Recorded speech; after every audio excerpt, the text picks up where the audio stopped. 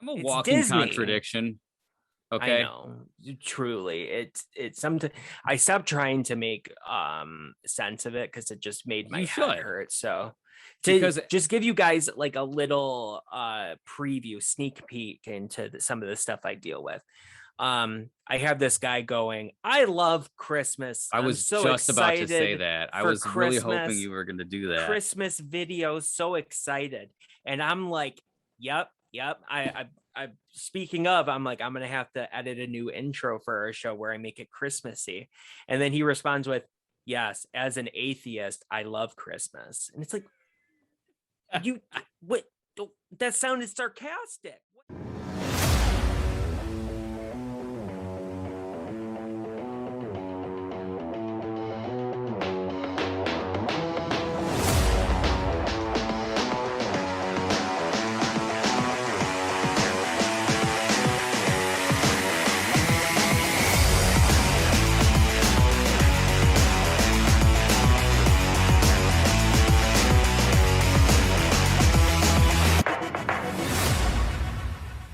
Brandon, go to your next pick. Sure. Ironically, my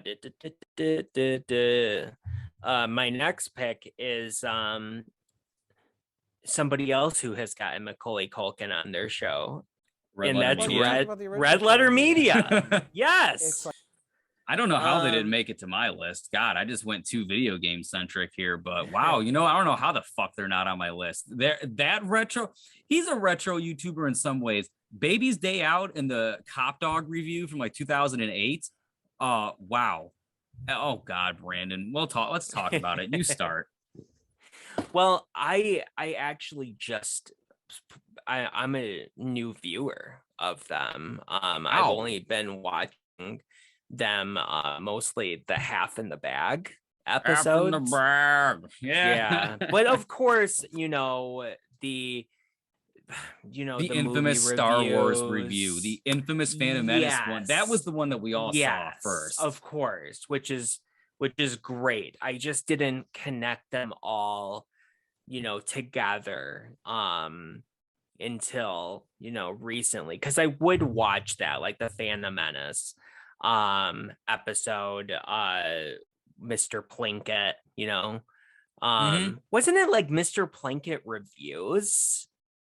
Like, was that still on Red Letter Media? Even though that was what he started out as. Yeah, they still do it, but very sparingly. Yeah, they insert, even though it's obviously the guy Mike. It's Mike's voice, and then it's Rich Evans that does it on screen whenever they do Half in the Bag. Correct. Which is weird because he doesn't have the same type of voice at all. One bit. The very first time I saw that, it turned me off so hard that I hated it.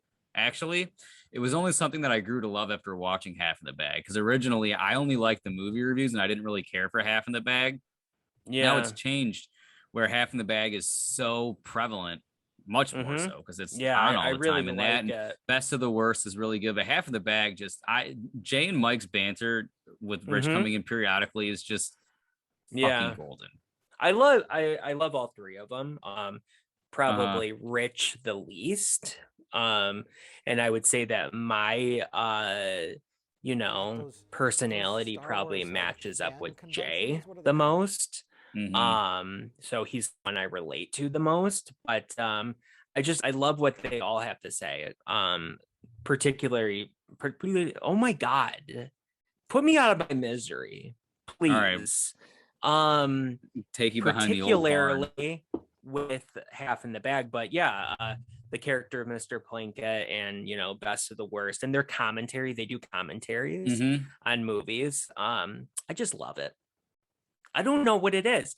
Is it their skits that are so poorly rehearsed? The skits are fucking hilarious, but it's just their knowledge together just flows.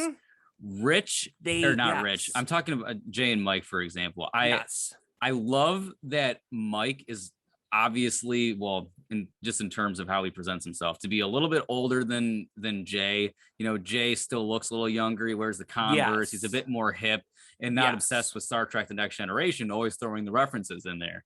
So you're not gonna laugh about that? About how Mike compares everything to Star Trek: The Next Generation. Like that's what? I didn't know that. Go on YouTube and type in Mike Star Trek Next Generation. There'll be like a 2-hour compilation of them comparing like Child's Play to Star Trekkers. Oh, because Catherine Hicks is in Star Trek. So then he'll compare it, and it's just funny. And it reminds me of me, because he's just an old man. Recently started watching the Red Letter Media. I knew Mr. Plinkett for years, but like I said, it hasn't been until the last 2 years that I started associating it all together, because I had no idea. You know what? That correlates with the timeline really well, because when I met you 2 years ago, you didn't watch the Plinkett reviews of Star Trek. Because I remember you, me, and James talking about the real self-satirical parody of the Plinkett reviews about Star Wars while being hilarious. Yeah. They were also accurate. And I remember that you didn't see them at that point. So yeah, there we go. Yeah, I don't know when the first time I watched the Phantom Menace one was, but it was around the time of Rise of Skywalker, because I remember bringing it to your attention during the movie. I want to say it was Last Jedi. Was it? So okay. Maybe I just wasn't paying attention during the conversation. Okay. And I was just like, huh? Who's this new guy talking to me like he knows me? I don't know. Because I think it was The Last Jedi. And the only reason I see that was because I was trying so hard to make myself feel better about that movie.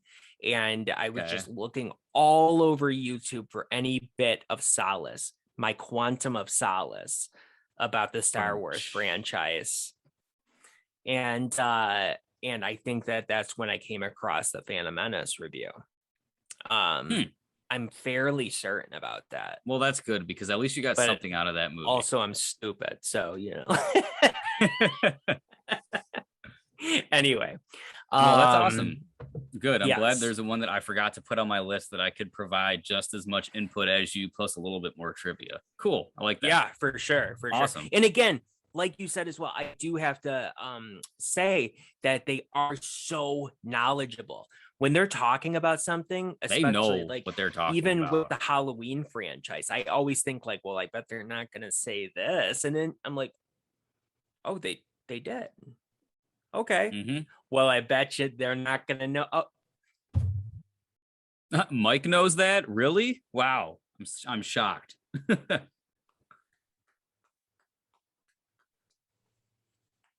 Yeah, exactly. That's my reaction to it.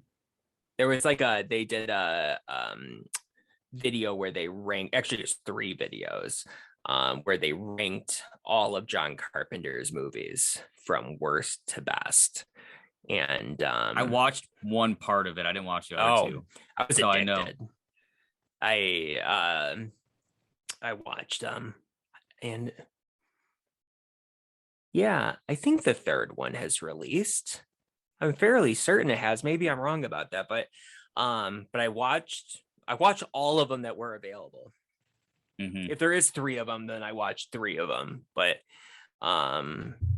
yeah. So yeah, I've said all I need to say. Number basically. 5. So I'll go to the next one. This is similar to the AVGN, not so much. You might have heard of the guy. I didn't like him when I first started watching him. I didn't like his energy. I couldn't match it. It was a little too uppity for me. Talk a little too fast at times. And he's definitely younger than us. I believe he's like 22, 23. But he talks about video game stuff. Some retro, some current, mostly in between. His name is Scott the Waz. Hey, are you familiar? Scott here. I bought new clothes. That's why they always call me New Clothes. Yes, Scott. And I like him. And it took me a while to like him. Really? Because, I loved him immediately. Well, and I think it might be because I can be kind of frantic and I'm overly energetic as well. I mean, I can be theatrical sometimes, but I'm not as over the top, I guess. Is that accurate to say? I kind of feel like a fat old dog that doesn't want to move sometimes. Yes. Just like him. Dogs learn from their owners. I would agree with that. It took me a little bit to get used to his throwing everything in the toilet thing. But once I got on board with that I'm like, he must just have the money to replace the stuff, or he just doesn't care because or he just gets a repro like. with a sticker. Because that's what I would do. I would just print out a label, put it in a case, or if it's a game case, you just get an empty NES cart and put a label on it. It's a prop. I don't think that's the case though, because you'll see him holding the specific disc and a hammer, and he'll start slamming it together. Oh, okay. For that, then that's different. Or he'll be like this game, and he'll whip it across the room, or he'll open up game cases and drop them into the toilet. Like, I'm like, those are okay for those ones. Games. Yeah. All right. Yeah. You will. He's making money hand over fist. Yeah. And speaking of that, and I do have to say this, for as much traction as he got, like basically overnight, that channel blew up quickly. It is a young guy. I'm a lot. Maybe what stemmed from me having to get used to him is because that was supposed to be me, and I'm jealous. You heard it here, folks. All right, admission of guilt. Yes. I'm finally old enough to admit that. And I was supposed to be the young tech YouTuber that took off, dude. Come on, man. Anyway, here's the thing, though. I never thought YouTube was going to stick around or be popular. I remember telling my dad that I wanted to be a YouTuber, and he's like, you know what? I think you might want to think about a real job. And this is like 2007, 2008. And I said this to my dad like 6 months ago. I was like, hey, remember when you told me that? I'm like, I wish I never would have listened to you. So anyway, yeah, so I just neither here nor there. I can't dwell on what could have been. So anyway, again, it's a lot of it stems from jealousy probably, but I do enjoy him. I think his takes are interesting, and it's cool to see a younger person get into older tech, see it through their lens and not disregard it as trash. Yeah, because even being a retro tech YouTuber myself, there was some things I was never willing to go toward, and that's something like the Atari 2600. That's archaic garbage. To someone as young as him, the Atari 2600 is our NES and vice versa. And the kids born now, their Atari 2600 is like the PS2. You know, the kids born nowadays think the PS2 is like retro and rare and like hard to find. I'm sure. I mean, anyway, even though there's 130 million of them rattling around. Yeah, it's just funny. But anyway, Scott the Waz. I like to see that more modern take on the retro stuff. And I like that he has episodes that are well produced and thought out, similar to AVGN, as to where some of the rest of the stuff on my list here is going to be more talk format for video games.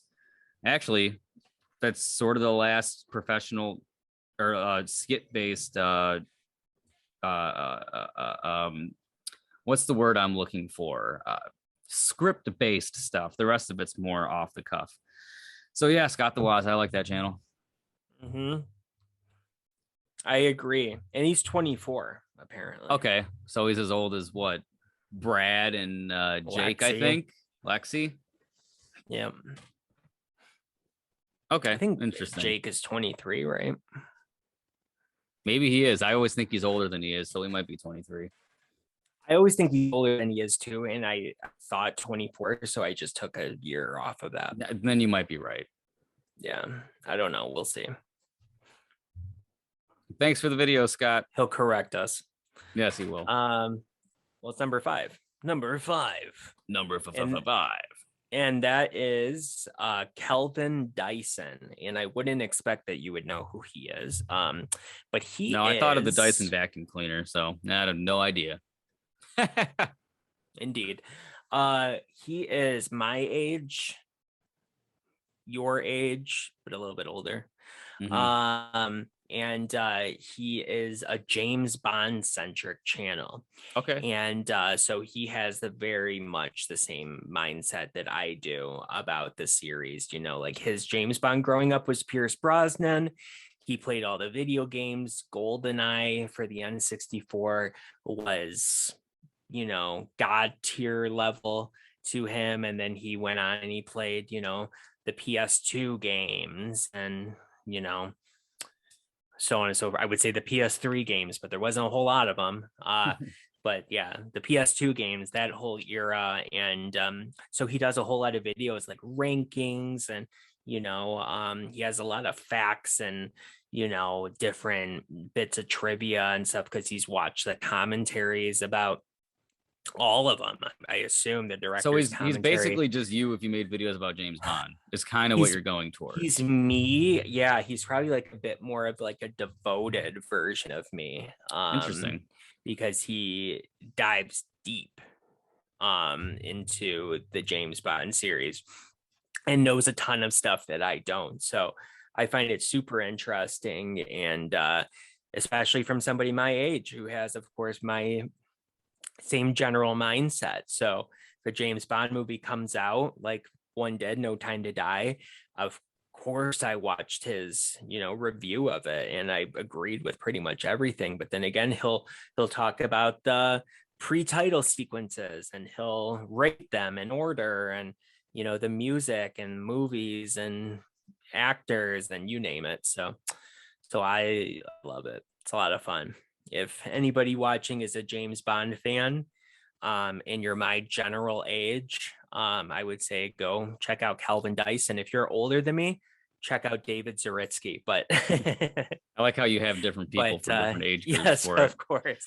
Maybe I'll have to check out the. If you're Dutch, then Dutch Bond fan is for you. Oh God, he's also younger. So I guess I love him too, but Calvin Dyson's my favorite of. I guess I'll have to check out Calvin Dyson when we do our forced series rewatch on each other, where I'm gonna have to finish James Bond and you do Toy Story. Forced fandoms, that's what it was. Yeah. So yeah, Calvin Dyson. How many more do you have left on your list? 4 more. You should have 4. Exactly. Yeah, so that was number 5. Okay. All right. Okay. We're fine. Okay, good. You scared me there. You kept saying number 6. Whatever. So I haven't even been numbering them because it just feels wrong to give them a number because they're not really. Anyway, whatever. Well, that explains it then. Yeah, I'm not getting into semantics anymore. We're you go from 10 down to 1. So yeah, so that was number 5. Number 5. So yeah. So now we're going now it's number 4. All right, so I'll go to my proverbial number 4. This is going to be Spawn Wave. Up, guys? You ever heard of this channel? Wave. So ever since 2020 when the PlayStation 5 released, he is a video game oriented, and every time he talks about tech, it has to do with video game consoles and PC parts for video. So it's a video game centered channel, 100%. He does a Monday through Friday news roundup. Premieres at 8 in the morning. I watch it not at 8 in the morning specifically every day, but I watch it every day.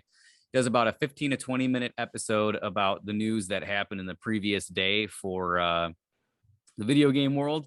And it's just the easiest, most non-biased opinion. His opinions are pretty much always in line with mine. He's a little bit older than us. I'd say he's in his early 30s. And I just love to hear him talk about news articles. He somehow gets the scoop on everything right away. He's getting to be pretty big. He's got almost 400,000 subs. He's got a Patreon. I don't agree with that. Blah, blah, blah, blah, blah. But whatever. He ended up quitting his job. He has his own little studio. So you know what? If he was able to do that, good on him. But even though he does do news regurgitation, which I always try to shy away from, he's like the only news regurgitator that I genuinely enjoy, because on top of him talking about the games, he's knowledgeable about it. He worked in the video game industry as a repairman for consoles and stuff. So he does tech teardowns of different consoles. Like he'll explain this is why the PS3 was so hard to work on, and he'll get or develop games for rather, and he'll get the OG Fat Boy PS3, tear it down, show you the cell. He'll redo the thermal paste on it when he puts it back together, and like tries to preserve some of the older systems. And it's really cool to see. He shows you why the 360 Fat, the 360 white one, got the RROD. And how they fixed it in console repair shops when he would fix 5 360s a week in the height of the 360 Red Ring pandemic. And it's just a really cool. So I get a mix of everything. You get some video game history. You get some tech teardowns, and then you get the modern video game news. So it's always cool to stay up to date, but also see my retro stuff. Awesome channel. Couldn't live without that one. Really cool. Awesome. All righty. Next for me is Jeremy Jahns, of course. Okay, here we go. He's gonna earlier. Take the reins here. Actually, Scream 5, but it's just called Scream, which I'm out of coffee and I'm sad about that. But anyway, mine's cold and I'm sad about that. Anyway, yeah, mine's been cold for a while too, unfortunately. But yeah, his opinion on movies and TV shows, that's what's great about him too, is he actually reviews TV shows as well. Not a lot of people do that. So that is awesome, because you can always find, I don't watch all of his videos, but I will watch his reviews on stuff that I've watched.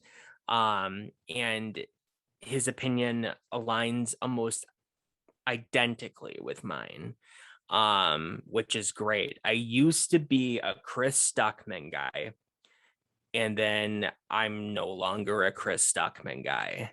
So I went over to Jeremy Jahns, which is funny because usually you're a Chris Stuckman guy or you're a Jeremy Jahns guy. I'm definitely a Jeremy Jahns guy. I jumped from one to the other, you know. And they're friends in real life. That's cool. I don't care. I'm happy for them. Well, I said it came out so wrong. Well, I don't care. No, that's awesome for them. There is a third guy too that's friends with them, and it's John Campia. No, God, no. No. He's another OG YouTuber that I have zero nostalgia for, and I don't care about. John Campia with the movie blog. Yeah. Remember that? That's retro. Yeah, I guess so. Okay. I guess it's not important, but he's friends with them too, and he's like you know, he's not bad. I don't mind him. He's like a big, you know, workout guy. And you know, but I'm a Jeremy Jahns guy, and he's funny, he's entertaining, he has great opinions on things.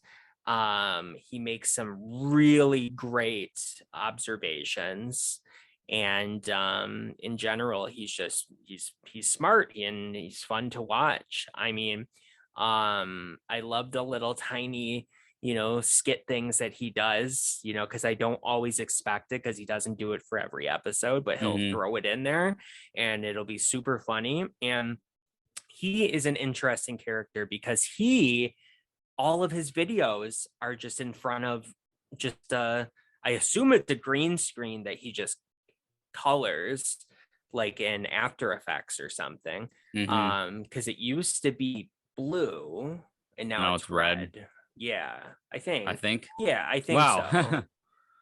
Duncan, was that it? Was that red? Duncan crying about something. Was it red, Duncan? Okay. Is that what you said? Yeah, he said it was red. Oh, okay. Very good. And so it's so basic, but he's able to accomplish so much with so little, you know, like you don't have to be the most bombastic YouTuber out there to have the greatest videos, you know, and there's something to be said for that. They're very simple, and it's because of that simplicity that it makes it so interesting a lot of the time as well. It's like, it's all about the individual. It's not about your skills necessarily, even though he's skilled when it comes to, you know, talking and reviewing and stuff. And there's always a part of me that would love to be a movie critic, and to sort of like have that kind of job and be a Jeremy Jahns, even though I don't think I could ever be as charismatic as he is. But I don't know. It's always really an enjoyable watch. And I know that his first video will always be non-spoiler, so I can check it out and sort of, you know, see what, you know, the general populace is feeling about a movie before I see it. And it always prepares me. Bless you, if he says he doesn't like something, then I will keep that in mind, because chances are I'm going to agree with him. And so I will always keep that in mind, and it will brace me. It'll brace the impact when I go and see the movie on Thursday. If it's something I'm really excited for, or if you really like something, then I will keep that in mind. And yeah, anything else that you no, I think you hit the nail on the head. It? Yeah. Sure. Okay, good. All right. I guess we'll go on to the next one.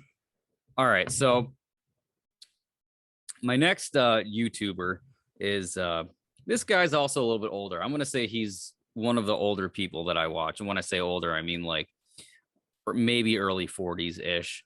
And his name is now he's known as 8-Bit Guy. But back in the day, he was known as the iBook Guy. If you remember from the Apple timeline that we've talked about before, the iBook was their notebook before MacBook. And his channel was primarily predicated on fixing up these old iBooks and selling them. That was his profession, was a reseller market for old iBooks. He's a computer repair technician, and that was what he was doing as he became a YouTuber. Sort of popped off. He also does like synth music and stuff. He's really good on the piano, but he has like a tech focus with that too. So it's like a lot of electronic music.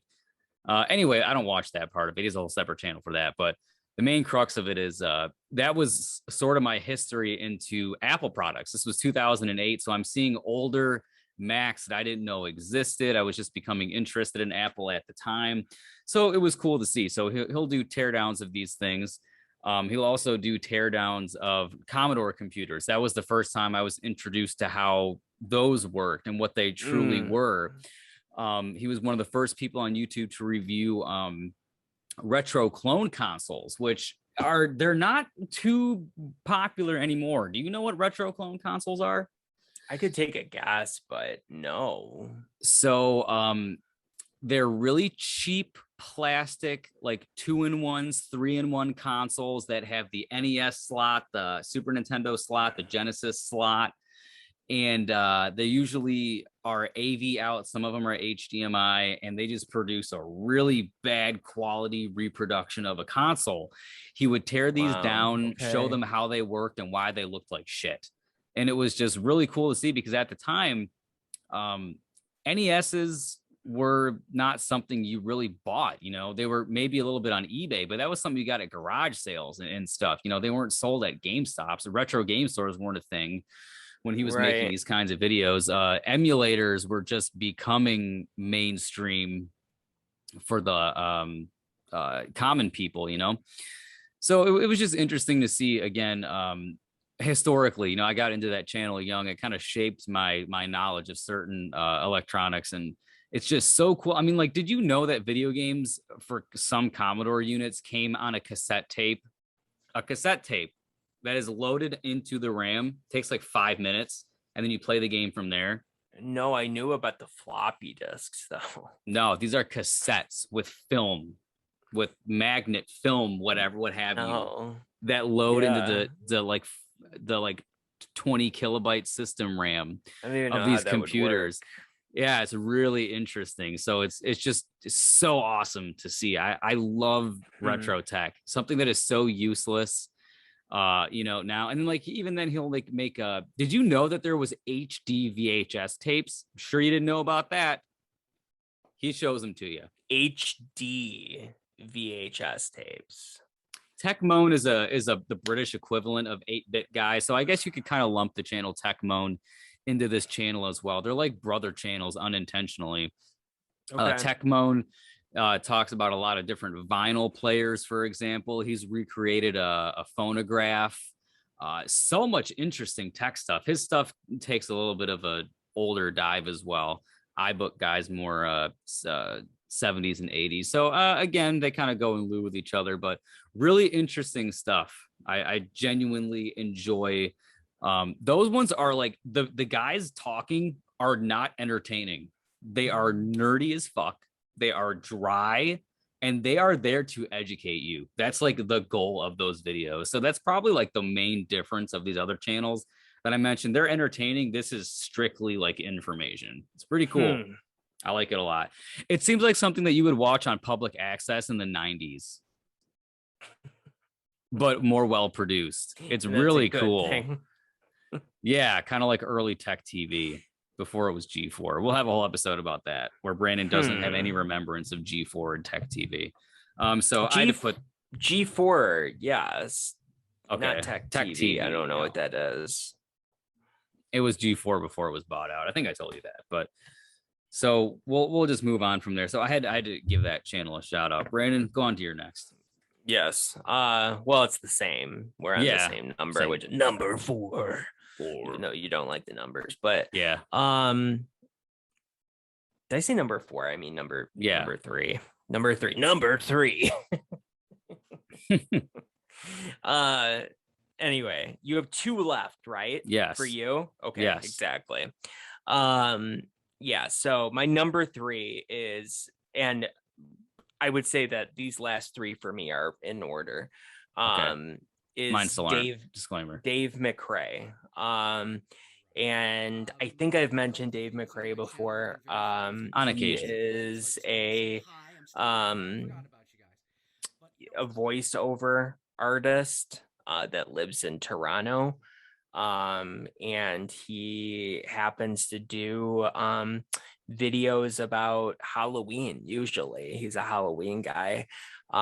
So he'll do things like ranking the masks, talking about the movies, just giving his insight. And he even though it's his job to do voice work, that doesn't really play into it whatsoever. You know, that's just his day job, his real job, while YouTube is just a hobby of his. And he has a very interesting take on the Halloween series. He really only loves the first movie. He likes the second one and thinks that Halloween 4 is okay, but for the rest of them, he's not a huge fan of. Like, he just thinks like that first movie is gospel, basically, which he's not wrong on. But I love many movies from the series, but he doesn't think that way. So I love watching his videos and getting a different perspective. And he just, is able to, just open a whole new world to me. So he's great. So yeah, again, Dave McRae, and he's very entertaining as well. He is, I've noticed that I've started to pick some people that remind me of myself, which just shows how much of an egomaniac I probably am. But yes, he does voices all the time, and he's very funny and very theatrical and loud, and he's basically who I wished to be. And he also taught me some things about the voice acting industry as well, which is something that I've wanted to get into for years now. So yeah, so that's cool. He's somebody who's actually made it in the industry. And yeah, so Dave McRae, people. Awesome. Number 2. All right. So for this one, I went with Linus Tech Tips. Why did I pick Linus Tech Tips? I didn't even like this guy when I first started watching his channel. It was an energy match. Again, it was just a little too loud, a little too fast, a little too sit down and fucking breathe, bro. But the more I watched his videos, the more I saw his different hosts and what knowledge, because there's like 6 people that kind of rotate throughout that do different videos in addition to like Linus doing them, that each have their own perspective that they bring onto it. Anthony is becoming a quick favorite of mine, of the newer personalities that have come on the channel. But they just really know their stuff. They really know their builds. They really know what's compatible in the PC world. And I just obviously it's like a 12 million subscriber channel. Like, it's fucking huge. So yeah, any new graphics card, any new processor, they get it. They mix and match. And it's just really cool to see these insane benchmarks. It's like just a bunch of dudes from the 70s sitting around in a car garage doing a bunch of upgrades to a piece of shit car that mean nothing. And nobody thinks they're cool but them. That's how I think of all these stupid computer builds, because none of them are practical, hardly. And it's just some of it's a joke, but it's just so cool to see what's customizable. When I was getting into the PC world, and mine was a pre-built, but I upgraded like half the things in it. So is it really even a pre-built anymore at this point? But that was the channel where I learned quite a bit of things, and kind of steered me of what to get, what not to get, what was compatible with each other. And it was just cool. It was a new hobby I picked up. That was like at the height of the pandemic. It was like May of 2020. That was when I got into all that stuff. So that's more of a recent channel. And then he does review all like the newest iPhone, the newest Apple Watch. He'll review like the new smart folding phones, things that you wouldn't even want, but it's just cool to see that they exist. And it's just awesome. Totally love it. Fantastic tech channel. Those phones break all the time. Exactly. And all he does is trash on them. So I love it. It's great. Yeah. Yeah, that is funny. Yeah, they're bad. Maybe they'll get good at them eventually, but now it's like, nope. Okay. So mine is a channel I've watched for a number of years. It's called Mr. Sunday Movies. Some more Australians. And it's basically it's Nick Mason and oh God, why can't I and Mr. Sunday Movies himself, but I'm so annoyed that I can't think of his name, but they do like, I don't know, they're big into the like comic book stuff, like comic book movies and and that kind of thing. So it's these two guys, but they're just, I don't know, they have a very interesting perspective. They do a show in probably the most different way out of all these that I've talked about. They will just put like images and videos up on the screen while you just hear their voices. So you're not actually seeing their faces. So that is always kind of interesting. And they actually have like a podcast, like a legit podcast that they will do themselves separate of the YouTube channel. And they just have a good chemistry with each other. And I find out a lot of like rumors about movies. Again, big blockbuster movies, different rumors that they're discussing or their take on certain things. Like after I watched Marvel's What If on Disney Plus, I would go and watch their recap of the episodes, and they would talk about an assortment of things that I didn't even know about. So I'm a comic book fan, and I have a pretty diverse knowledge of comic books, but their knowledge far surpasses mine. They're also a bit older. They're like in their 40s. So they've had longer as to do it as, get knowledgeable, that kind of stuff as well. So far surpasses mine, and it's very vast, their knowledge. So I learn a lot of stuff, and I like it. And then I can share my knowledge with other people, not you, because you don't give a shit, but other people, unless it's about like, something that you do care about, then maybe which happens sometimes, to you. Yes. Anything not comic book related, though. This guy likes Zack Snyder's contributions to the DCEU. So I think Batman is really cool. I mean, I like the Joker.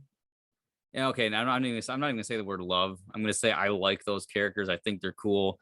Even Superman has his moments, man. I just wish that, because I don't know, those characters just appeal to me more than anything in Marvel. Just literally based off of character, not movies, like off of character. I wish that those movies got the same treatment and care that the Marvel movies do. So if I'll give them anything, at least they had talented, dedicated people to flesh out that whole universe. I'm not going to completely shit on it, but it did one thing right, and that was that. So I'll throw you for some curveballs. Maybe things will expand. They have to with forced fandoms. That might be a thing moving forward in multiple arenas.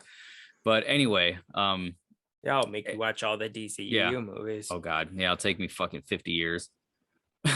Well, there's not as many as the MCU movies. Oh, but... DC. I'm sorry. Yeah. See, I don't even know where we're going with this because I'm just so.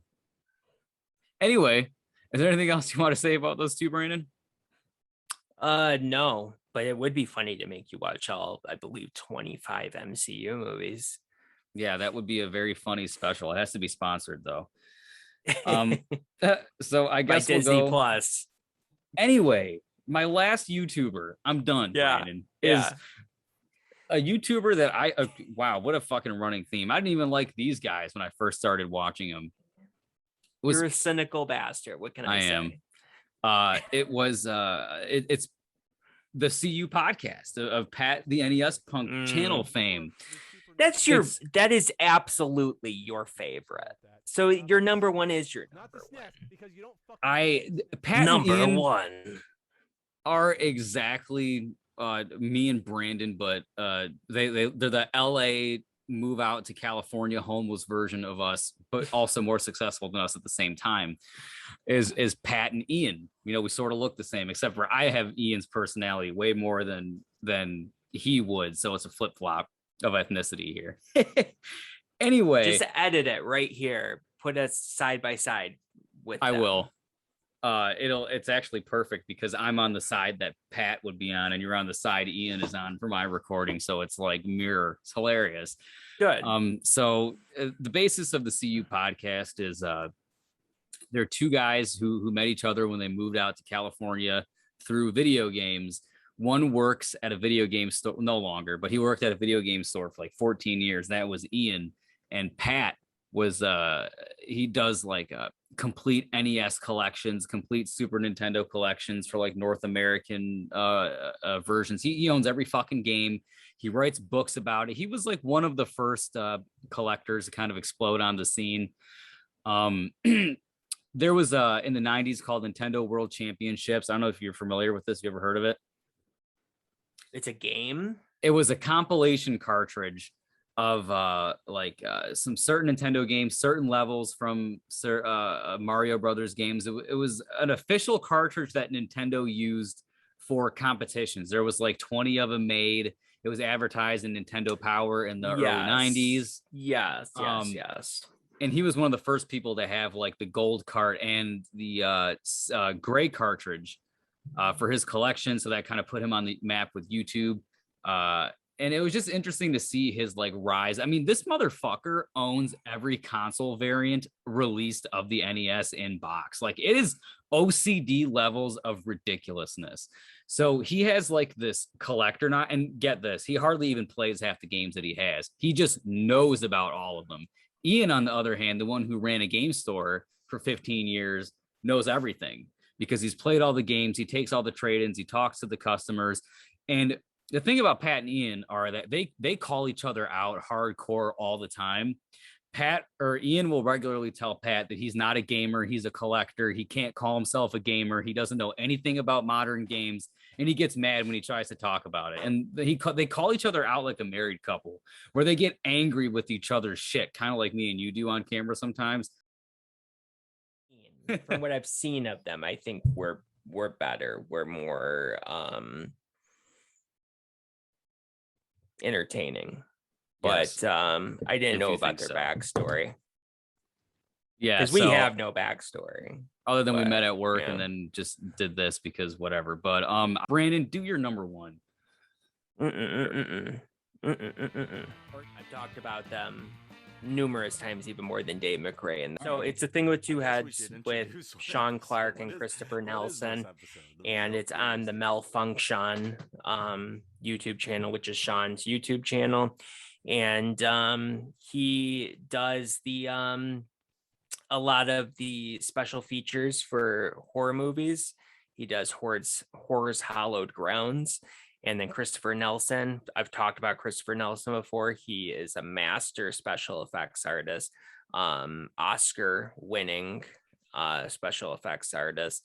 And they just, shoot the shit with each other. They answer viewer questions, as well as occasionally they'll have guests on and they will interview guests,